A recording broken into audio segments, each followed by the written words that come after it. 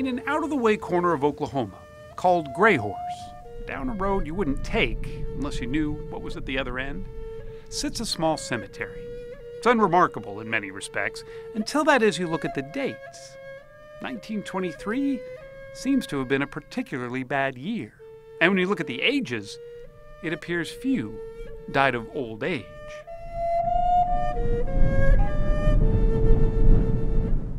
Exactly what happened out here on the Great Plains has captivated New Yorker magazine writer David Grann for the last 5 years. And what he's written, Killers of the Flower Moon, has left him with a discomfort he still can't quite shake. This is a story that has real evil in it.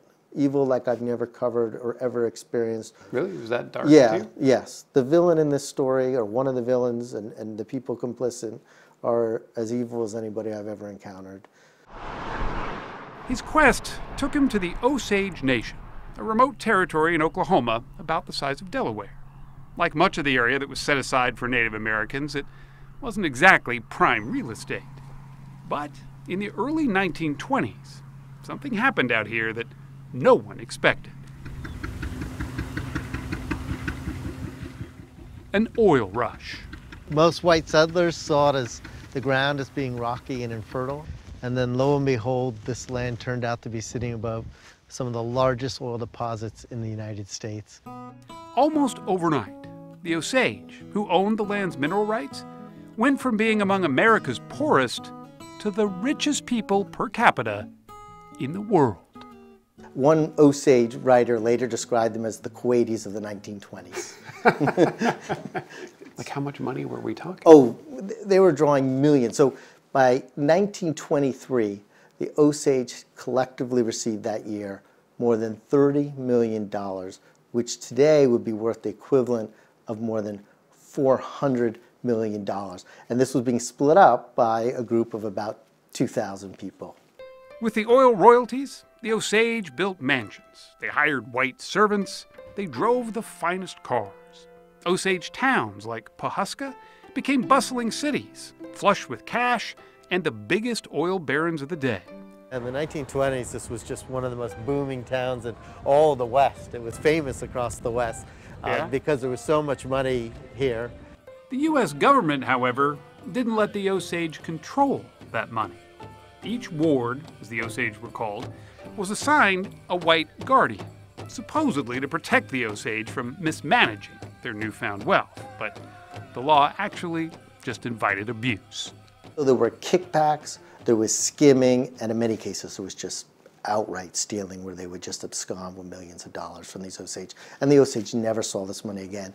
But the worst of the worst conspired to do far more than steal, as Grann found out when he uncovered a dusty ledger in the archives.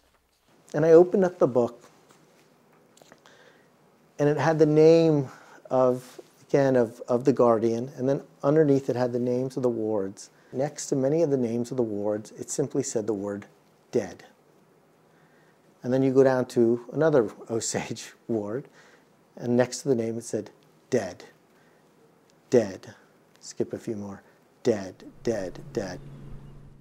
One by one, the Osage were being murdered. Between 1921 and 1925, the official number was 27. It became known as the Osage Reign of Terror. There were shootings, there was poisonings. One man was thrown off a speeding train. The terror was enormous because nobody knew who would be next, but also nobody was doing anything to stop it. Few families suffered more than Molly Burkhart's. She looks kind of sad, doesn't she? Her eyes look sad. Margie Burkhart is her granddaughter. You'd have to be incredibly, incredibly strong to even face half of what she went through. Her grandmother had married a young Texan named Ernest Burkhart, who was the nephew of the most powerful man in Osage County, William K. Hale. Hale wasn't entitled to any Osage oil money, but as Molly's husband, his nephew Ernest was. They hadn't been married long when Molly's older sister Anna was found murdered in this ravine.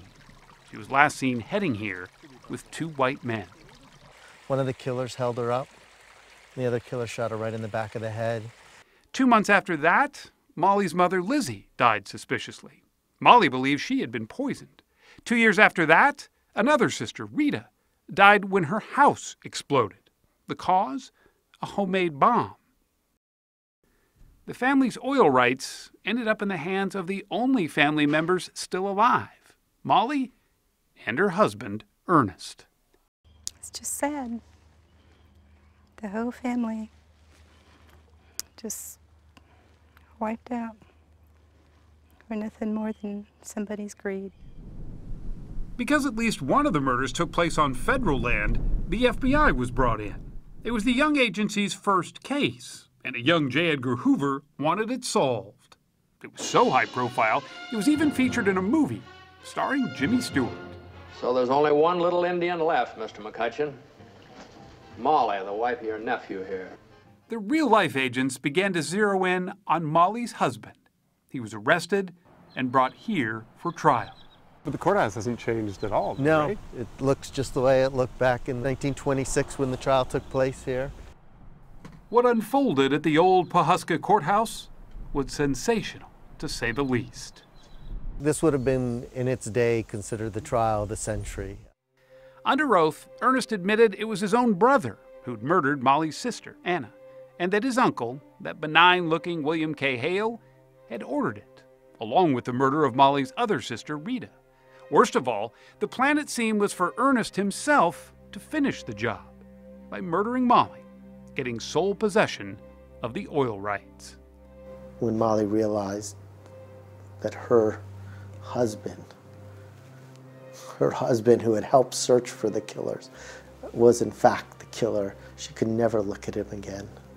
But that's hardly where the story ends. Grann believes there were far more murders than the FBI ever investigated. And when I began researching the story, I thought of it as a traditional mystery. You know, you think about your stories, right? Whodunit.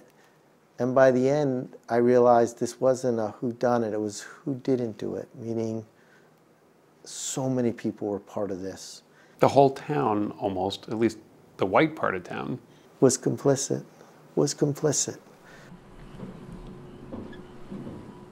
The gush of oil eventually slowed. The Osage mansions were abandoned. Even the Osage school is now a forgotten, overgrown mess.